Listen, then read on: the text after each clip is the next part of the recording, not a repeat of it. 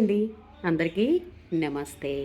ఈ చామంతులు చూడండి ఎన్ని చక్కగా గుత్తులు గుత్తులుగా పూసేసాయి అన్నమాట. ఎంతో కలర్ఫుల్గా ఉన్నాయి. ఇప్పుడు ప్రజెంట్ మా తోటలో ఈ సీజన్లో పూసిన చామంతులు అనమాట ఇవన్నీ.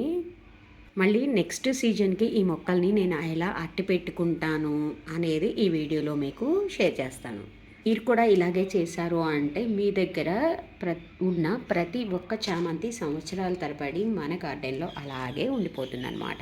ఒక సంవత్సరమే కాకుండా ప్రతి సంవత్సరం కూడా మీ తోటలో ఈ పూలు అనేవి ఉంటాయన్నమాట. నేను చేసే ముందు ఇది లాస్ట్ ఇయర్ మొక్క అనమాట. నేను ఇందులో ఒక్క కలర్ మాత్రమే వేశాను, అది కూడా వాటర్ బాటిల్లో. ఇది ఏం కలరు అనేది నాకు తెలీదనమాట. పూలు వచ్చేదాకా కూడా నాకు గుర్తులేదు ఏ కలర్ ఇందులో పెట్టాను అనేది. అయితే మంచి సువాసనగా అయితే ఉంటుందండి ఈ ఫ్లవరు. ఎప్పుడో మా చిన్నప్పుడు మా అమ్మగారి దొడ్లో ఉన్నటువంటి మొక్క అనమాట ఈ తెల్ల మొక్క. ఇది మంచి సువాసన అయితే కూడా వస్తుంది. చాలా రోజులైతే ఉంటాయన్నమాట చెట్టుకివి.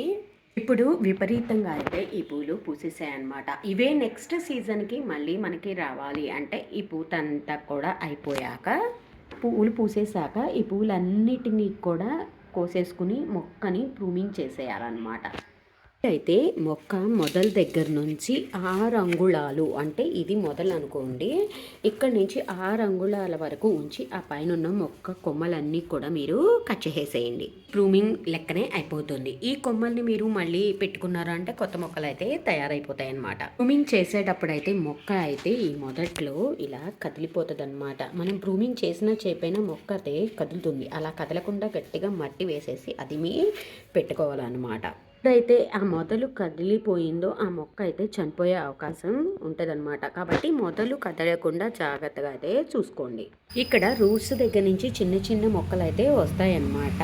అవి వచ్చి వాటికి మొగ్గలు కూడా వస్తూ ఉంటాయి. వాటిని అయితే ఉంచకుండా అయితే తుంచేసేయండి. ఆ పూలని ఉంచటం వలన ఆ పూలు అయితే పెద్దగా విచ్చుకోవు, పెద్దగా రావు, కానీ పేనుబంక పురుగు మాత్రం ఎక్కువైపోతుంది ఈ మొక్కలకి. ఇప్పుడు ఈ కొమ్మలు కట్ చేశాక ఎండాకులు ఉంటే ఎండాకుల్ని కూడా తీసేసుకుని పక్కన పెట్టేసుకోండి. కానీ మీరు ప్రూనింగ్ చేశాక మీరు జాగ్రత్త తీసుకోవాల్సిన మొదటి పాయింట్ షేడ్ నెట్ కింద పెట్టండి. అంటే నీడ ప్రాంతంలో ఎక్కడైతే ఎక్కువ నీడ ఉంటుందో ఆ ప్రాంతంలో అయితే ఈ మొక్కని పెట్టేసేయండి. ఇలా అయితే మాత్రం మీరు పొరపాటున కూడా పెట్టకూడదు. జూన్ నెల వరకు మాత్రం దీని మీద అయితే కేర్ తీసుకోవాలి. ఇక రెండవది ఏమిటి అంటే వాటరింగ్ అనమాట. నీళ్లు మాత్రం అస్సలు తగ్గకుండా అయితే చూసుకోవాలి. ఇప్పుడు కాదు, మే నెలలో అయితే ఎండలు బాగుంటాయి కాబట్టి నీరు ఎక్కువగా పెట్టాలి. మూడోది ఏమిటి అంటే ఫుడ్ అనమాట.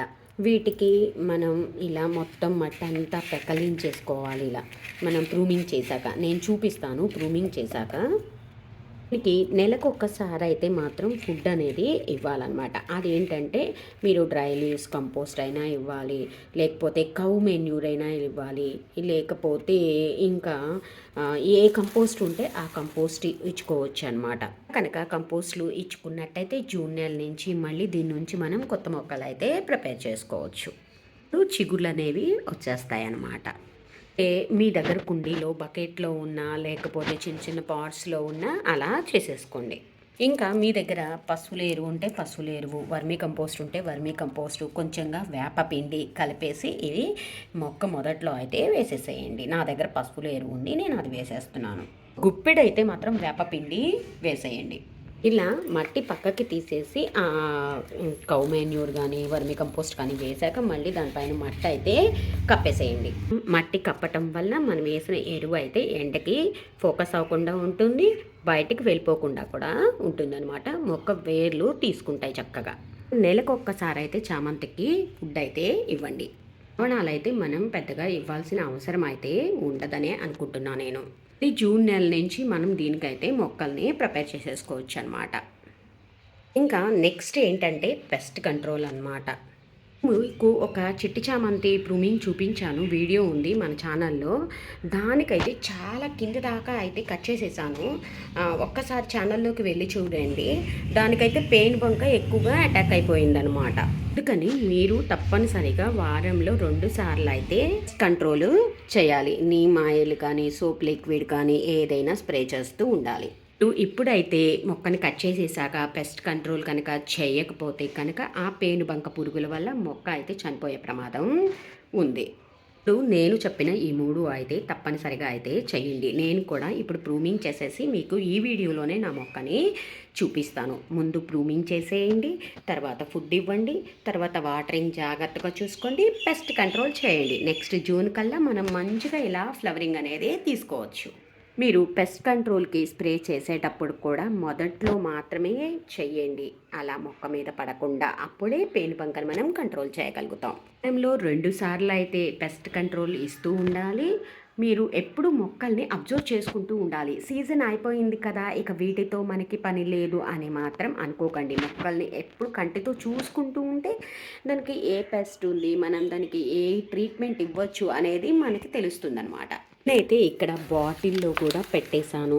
ఇలా మీరు కూడా కొత్త మొక్కల్ని పెట్టుకున్న అవన్నీ కూడా ఇంతే చక్కగా అయితే ఫ్లవరింగ్ వచ్చేస్తాయి అన్నమాట నెక్స్ట్ సీజన్కి. జూన్ నెల వరకు కూడా ఇదే రకంగా మీరు కాపాడుకోగలిగితే కనుక మళ్ళీ మీకు చక్కగా ఆ మొక్క పోకుండా అలానే నెక్స్ట్ ఇయర్కి కూడా ఉండిపోతుందన్నమాట.